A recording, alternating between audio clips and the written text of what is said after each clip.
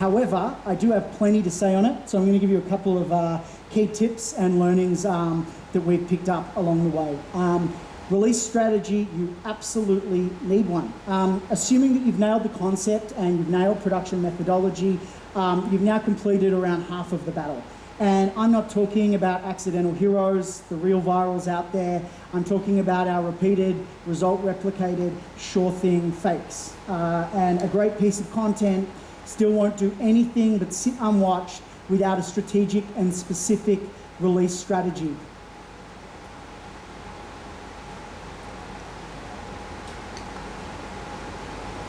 Who posted it, where did they post it, and why?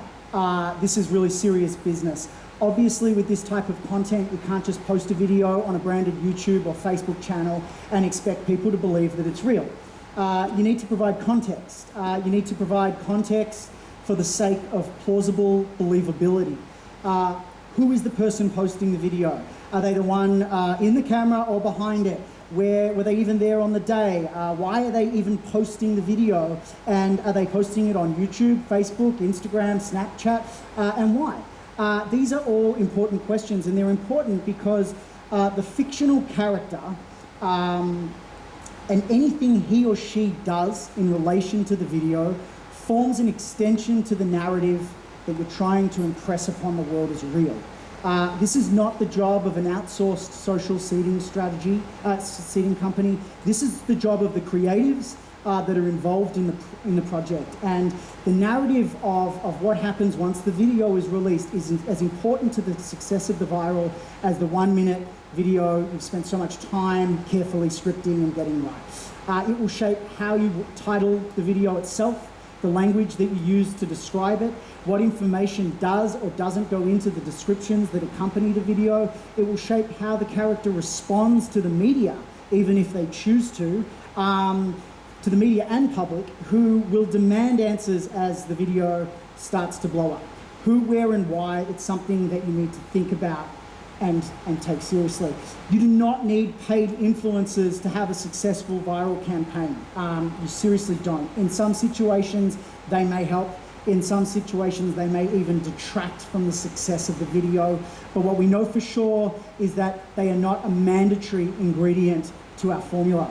We've released over 15 videos now on 10 different source channels, majority of which had completely fictional character accounts with absolutely no pre-existing subscribers, followers, or audience. The only time we used ambassadors or paid influencers was in the case of Samsung, when there was a strategic reason behind it. You do not need paid influencers, celebrities, or YouTube heroes with huge followings to achieve viral success. It may help, but it's not a must. Finally, relinquish control and let it go viral.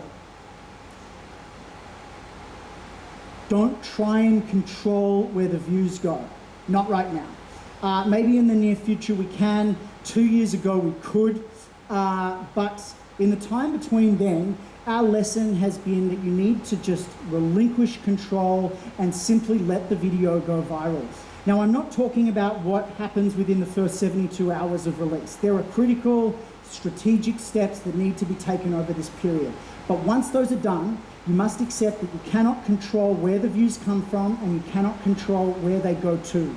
Don't expect that you can force them to a predetermined social platform, account, webpage, or YouTube channel, because right now, it's really hard to do that. Not if you want it to go proper viral. If views and exposure are your goal, earned views and exposure are your goal, let it go. If mass media exposure is your goal, then let it go. I will quickly try and explain why. In 2014, we had 61 million views. 96% of them were on YouTube, on channels that we owned and controlled. We could earn revenue off those. We could redirect the traffic to other links. We could build an audience and subscriber base. The next year, that's 2016, the next year, 77% of them went to Facebook.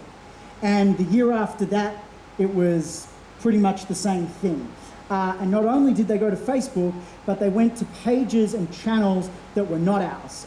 They were other platforms, whether they were media outlets or other big follower, platforms with big followings, who took the video, reposted it, and put it up.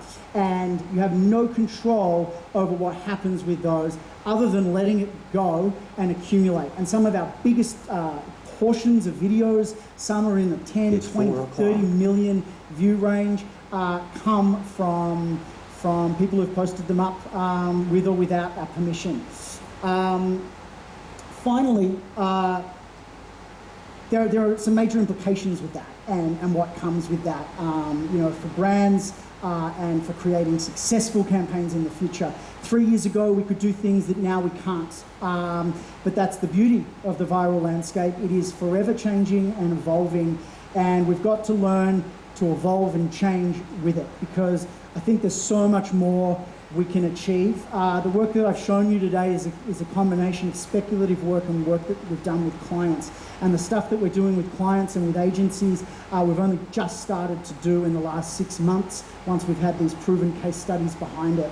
And that says to me that there is huge opportunity on what we can do moving forward.